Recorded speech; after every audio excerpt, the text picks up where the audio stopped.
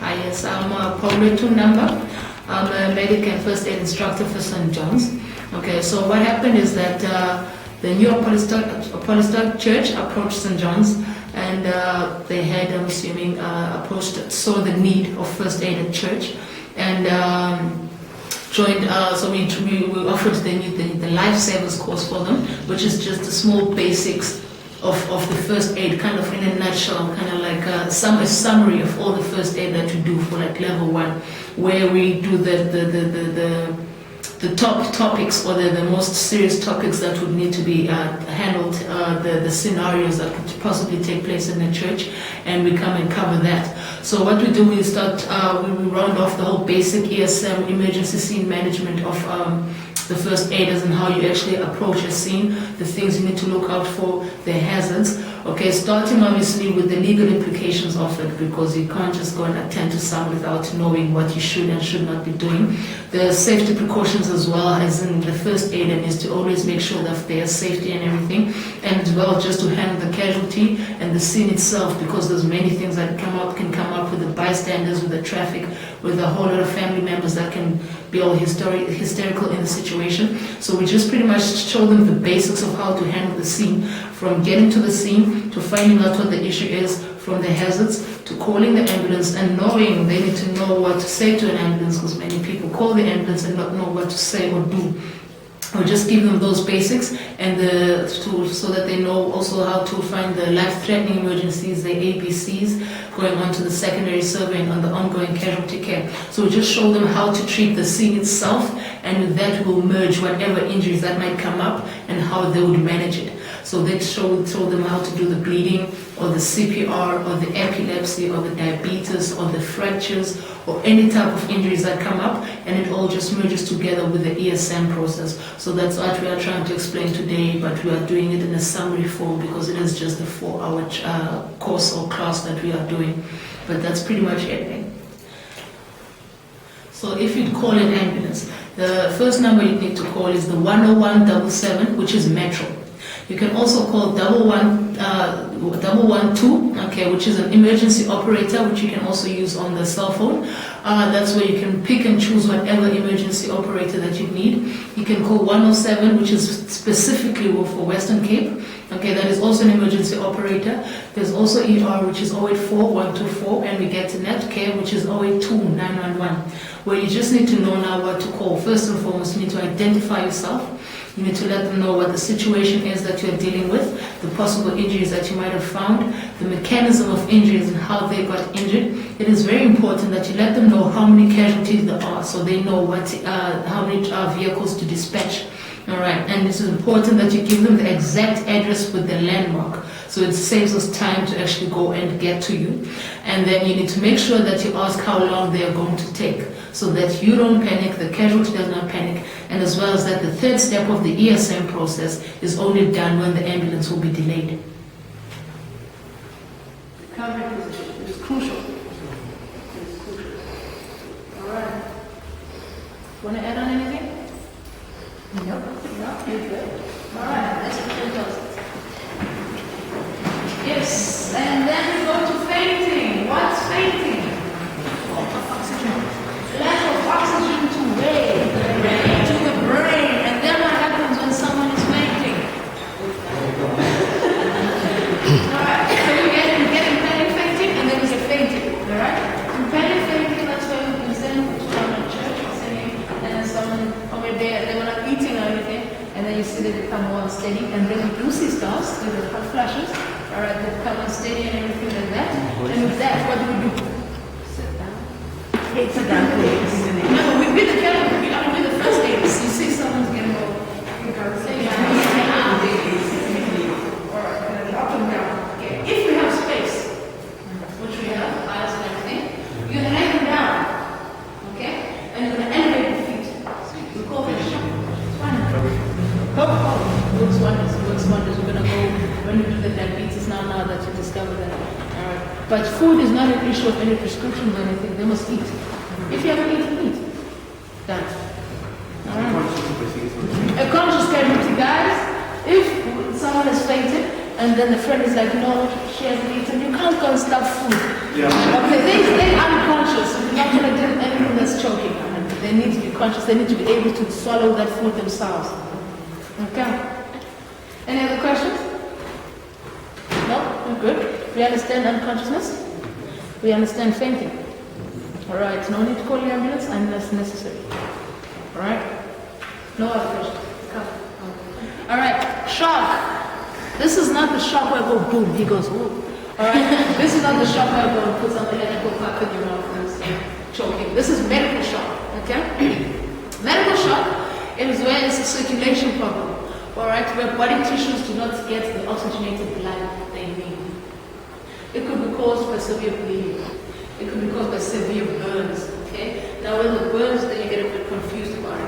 When you get burnt, you get blistered. Alright? Now I'm talking about the smallest form. You get a blister with that watery substance that everyone likes to pop. Okay? That watery substance is the liquid part of blood. You see, blood is separated into solids and liquids. So you're going to give her something soon to eat for me. But you're not going to give her diet food because diet food don't have any sugar in it. Okay, so no sugar. So once again, these people will probably have their medication working. Now we assist people with medication. Okay? We don't give Auntie Sylvia's medication for Auntie Berenice. Okay? Auntie Berenice now need to be on her own medication. Very important that there's 5 rules to medication. The right medication, so she'll tell you, how do you feel if you didn't eat, like you didn't have any breakfast, you didn't have any lunch, how do you feel here by 3 o'clock, 4 o'clock? You feel shaky, you feel a bit lightheaded, you sit a little, okay? So because your body needs that, your body needs the necessary protein and all these things to function with itself. Because your body is working as you're sitting, when you sleep, your body is things happening here inside, even though you are not aware. You can control your breathing to a certain degree as you can, but you can't control your heart. Now that goes on. Is there any questions regarding diabetes? Yes? All the things that she did, it sounds like I know you want to touch the person to make you follow. Okay, now you definitely touch the person. Well, I mean, like, what assist him because he's now the condition or whatever. It's fixed from the moment the person because I got a problem and the symptoms are changing and they have to be. Okay, now the first thing for diabetic emergency. Your ESN, your emergency management, you will apply at any scene. At any scene you will apply, but you now need to look at what is the mechanism of this casualty's condition. How do I now treat this condition? She's got a pregnancy, okay? Since obviously, but unfortunately you're not going to get like a report like this. So you can arrange it. You guys to sit with us and do one course, okay? In the near future. So even doctors, they need to be registered with the professional council, and it needs to be up to date. Because you get people out there making their doctors, and then they're not. So you have all the right to ask, ma'am, can I please see your call? Just to prevent, because your safety always comes first, obviously, but you also want to make sure that the casualty get the best treatment. Any questions regarding? Can you stick our fingers and hold down the tongue and they have a seizure? No. No, can't. Right. Can we burn some papers and let them breathe it? No. Now, is it true that when somebody has a seizure and they burp, alright, and then you inhale that burp, you also have a seizure? No. Is it infectious? No, it's not. Alright, how about the head? When the head bounces, won't they get further injured? No. Yes, so you need to protect the head. If you see when a person is a non-epileptic, do we need to call an ambulance after they've had a seizure? no, we need to then assist them with their medication. And obviously they need to also seek medical help. Okay. Alright. That's cool. Okay. Any questions? So like these things that Povetro had mentioned is like the things people do at my time. Yes. If I'm a non-epileptic, you know it's embarrassing it's wise that I go hide myself in the bathroom while I have a seizure? Should I go hide myself in the kitchen and just have a seizure alone? If you're going to have a seizure all by yourself, then if something should happen to you, nobody's going to know. So I shouldn't hide myself. No, I don't think it's advisable for you to hide yourself. But I know a lot of people that suffers from seizures, and they just go quietly into a space where they know they're safe, and they'll have their seizure finished, and once it's done, they wipe whatever they need to be wiped, and then they carry on with their daily life. What would you recommend? I would recommend you don't hide yourself. Because sometimes, especially with the people that are non-epileptics, like the oral stage where they have the feeling and whatnot, and they try and hide themselves, but maybe they don't get to that space in time. Because there's been a huge percentage of people that have actually died because they hit their head, no one was there to guide them. Okay? It's a seizure. It's nothing to be embarrassed about. Okay? Make yourself, let yourself happen, let it happen in front of people so that people can guide you. Okay, so that they can watch over you. Because many times there's, I don't know the amount of people that have actually been found in cubicles where they had a seizure, they knocked their head and there was no one there. After hours they are found. Okay, so no need to hide. Let it happen live. And most of all, when you have the seizures, like frothy saliva, okay, also just you can use a plate, use a blender, you can use anything that is rigid. It must be flexible, right? You must be able to bend it. And it needs to extend. Like if I have a forearm fracture, and you see the splint is quite nice now, it must be like a tiny one like this. Okay? Now, one thing you need to remember with fractures, when somebody has a closed fracture, what is visible? We just said now what's visible. The open fracture. Swelling, blueness, internal bleeding, we have internal bleeding, okay, which will have blueness and redness will indicate, okay, and deformity, like we said, the swelling. What will we also be able to say? It's two bones, okay, that is there as well. So, how will it look? How will my arms be the same length? Well, one will maybe hang like that a little, depending on where, okay, so if it's here, my Polish socket joint, then it will hang like that. But if it's my forearm, I will probably want to hold it like that, okay? So I'm going to demonstrate to you on the way. You're going to put it on 15 minutes on and 15 minutes off. Or you ask the cashier, let me know if it's too heavy. Okay, so ice, so it's 15 minutes on, and then also 15 minutes off. Okay, don't forget with the ice. Now, what can cause you if you don't have ice? As in the freezer. Big frozen veg and things, okay? So you don't want to take the meat with you home. That's the casualties meat. So you can use anything that you can that serves the purpose. Now cold reduces the pain as well as the swelling. Okay, it's the only two functions it has. And then E is elevate. That's elevation. Okay, so what am I going to need for my forearm fracture? If I have a long sleeve top on, you are not going to just cut wherever you want on my long sleeve. What if it's the only top I have? Okay, so you need to cut along the seam of it. Yes?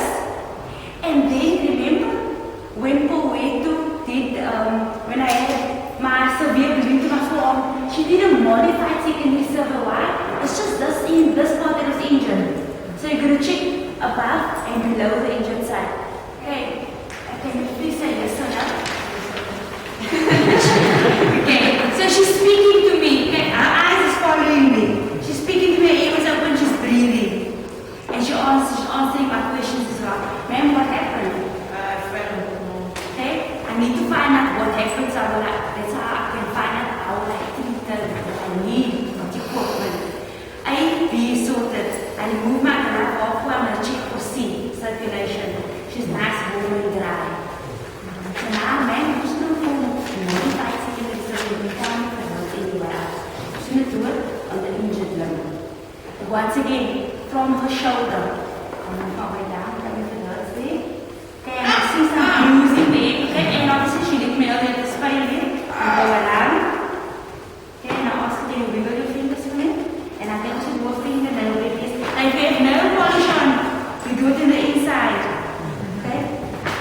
you just do look at your hands like this for me, sir? So you do it like this, guys. You press it. It needs to turn white and then red again, like the blood needs to rush back. So if you like, this is for if you have nail polish. If you don't have nail polish on, you can do it on the fingernail. Yes? Okay. So now I'm going to just do a fingernail test. Okay. Okay, circulation is great. Now I need to check circulation before I'm going to apply and after. Okay, so I'm going to do it now. I'm just going to get my equipment ready. And not forgetting my glass is on as well. Okay, I'm just going to slide this out. And you need also permission to Okay. Yes, because I asked her, my first in my help and she said yes. She was in, and then I said, ma'am, can you say yes or no? She was a little bit cheeky and she was like, yes, sir. Thank you, slide and hold it down for me. Thank you very much. And you see, so it's actually supporting her forearm. So now I'm going to secure this. With what type of bandage do I need to secure it? Am I going to do it with a broad or a narrow? A narrow bandage, preferably. Because I just want to, and I want to expose the injury. The closed forearm fracture, I don't want to close that. So, and when you secure a splint, you start on the side that's the thickest, because you want to anchor it there. Because if you do it here, it's going to slide off. And you always use the natural hollows of the body. You don't want to also to move your arm too much. So I'm going to use this side here. Okay, without the movement.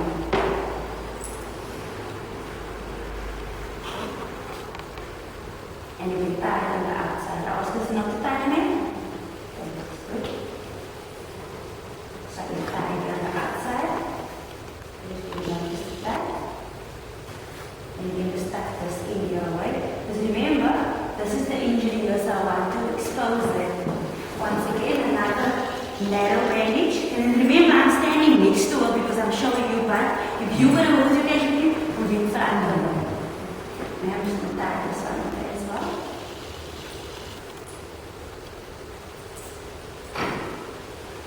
Now you know what you can do here for your hand. Your hand is not like that, right? So I can put some padding inside of it. Because your hand is like a tight man. Your hand is like an upside down fork as well. So we can put some padding inside of it.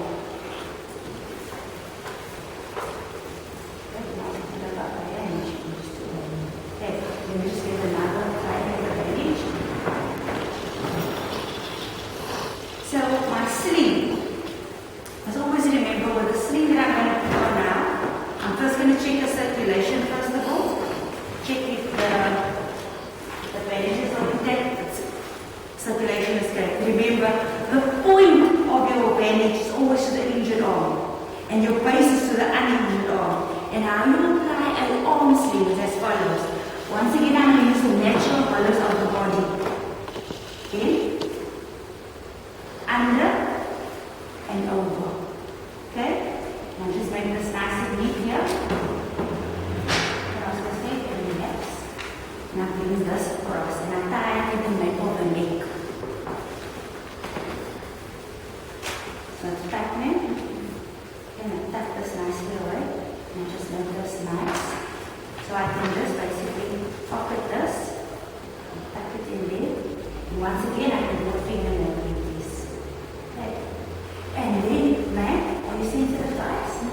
No, she's not. So now I'm not going to apply this directly onto her skin like that. I'll cover it, okay? So if I cover it, I can put it on. How many minutes am I going to leave it on? 15 minutes on. Or if it gets too heavy. Okay. But she need an ambulance for this. No, we can transport us out. We can taxi. Taxi.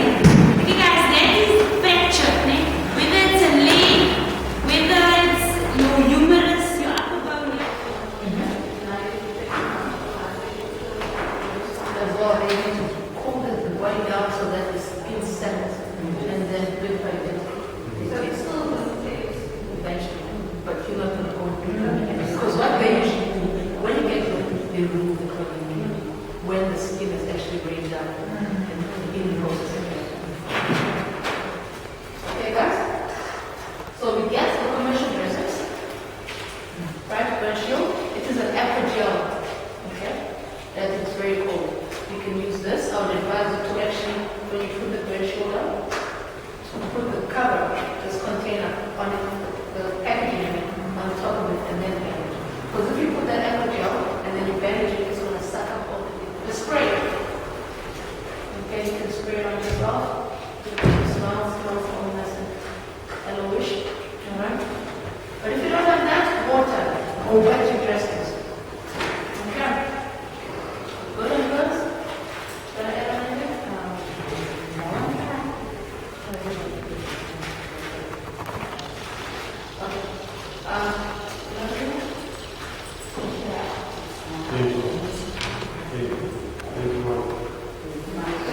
So we're going to do the same. It's used already. Your blood, it's used already. So this blood needs to be purified to put it that way. Do you understand? So I don't need to speak too much involved on this. So if you're going to move on, I want to show you how you get to cardiac arrest. Okay? Now I'm going to start how you get to cardiac arrest when your heart is not longer forward pump. Okay? And the blood cools back. Does your lung and all that stuff, so they need blood. They don't need a necessary blood, they're giving the oxygenated blood. Okay, so now, cardiopulmonary. What does cardio mean? Pulmonary? Your lung, anything that helps your heart to do the work it's supposed to do. And your heart, what job does your heart do? Pumps what type of blood? Oxygen to the rest of your body, right? It's like your ESCOM. Okay, if it's there off, the lights is everywhere off. Not like the light is on, but nobody is on. There's niemand done. Okay. So now, cardiopulmonary resuscitation. In order for you to perform CPR, there must be no signs of life. You must be able to see no movement on the chest. Yes? Now, CPR. Okay? We say cardiac arrest starts no longer pumping. Now, what is risk factors? Risk factors is things that there's some risk factors that we can control. Smoking. Yes, you have a choice to smoke or not to smoke. And if you have a family, you won't smoke around your family. And another thing is your diet, your cholesterol. You can watch that, right? Obesity. You can control that. Exercise. You can control that as well. Then you get things you cannot control. Your sex, can you control that? Yes, you're born with a vagina, and some people choose to have a sex change. Okay, we don't judge people, that's their fault. Okay? And most importantly, hereditary. Okay, things that in your family, if you know that your mother has diabetes, you must have something that's Obviously, alright? You lock your elbows, shoulders above the cavity, alright? If it's there, we end up using our strength, we get tired too quickly. Alright, so the camera is right in front of you. Alright, and with them, you go 1 and 2 and 3 and 4 and 5 and 6 and 7 and 8 and 9 and 10. 1 and 2 and 3 and 4 and 5 and 6 and 7 and 8 and 9 and 21. 3 and 4 and 5 and 6 and 7 and 8 and 9 and 30. Alright, put our thumb in the mouth, we pull back the tongue. We need to see if there's anything in there. Alright, there's nothing in there, we take our mouthpieces, which should always seal. So one way valve. This other side will go into the cavity's mouth. We ventilate from this side. Alright. Now, as you can see, when it's in there, the space is on the side. It will be like that in a real person as well. So we can't come and ventilate there. We need to ensure a proper seal. We literally need to put our mouth over the cavity's mouth. When you ventilate, you need to close the nose. And we need to open up the airway so that the air goes into the chest. Okay. So we close the nose, we tilt the head, we look at the chest. We need to see the air that we're blowing in rise inside the chest. Alright? So we ventilate, it's just one. And then you release the nose, we need to let the chest deflate, and you ventilate again. Alright, and we're back to the chest. 1 and 2 and 3 and 4 and 5 and 6 and 7 and 8 and 9 and 10. 1 and 2 and 3 and 4, 6 and 7 and 8 and 9 and 21 and 2 and 3 and 4 and 5 and 6 and 7 and 8 and 9 and 30. Release. Okay. 1 and 2 and 3 and 4 and 5 and 6 and 7 and 8 and 9 and 10. 1 and 2 and 3 and 4 and 5 and 6 and 7 and 8 and 9 and 21 and 2 and 4 and 5 and 6 and 7 and 8 and 9 and 30.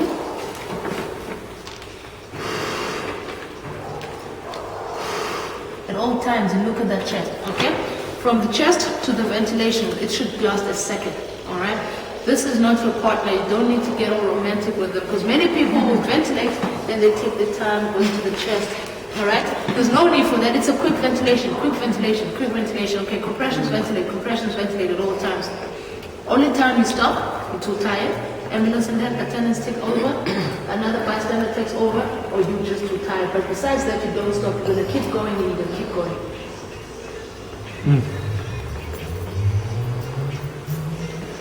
Patients well? Alright, so we've got background music as well.